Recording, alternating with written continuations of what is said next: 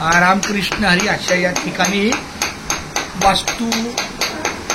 वास्तुशास्त्राप्रमाणे या ईशान्य कोपऱ्यामध्ये वास्तुदेवतेचं पूजन केलेलं आहे। आमच्या सुदाम कुंभार माऊलीने या ठिकाणी खूप सुंदर असं चौकोन जागेचं नियोजन करून 100% वादच नाही इथं राखलंय पाहिलं ना म्हणजे पाय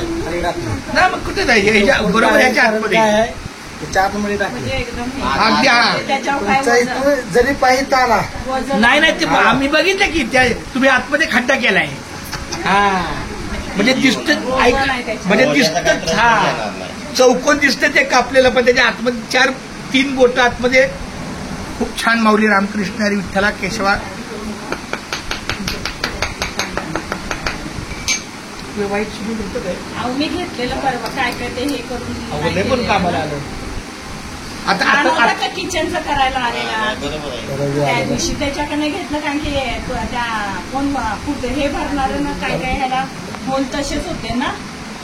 मग त्याला म्हटलं बाबा ते मला माहिती होतं मला म्हटलं ऐक नाही मी घेतले त्या दिवशी त्याच्याकडे कारण की बरेचसे होल बाकी होते ना किचनचे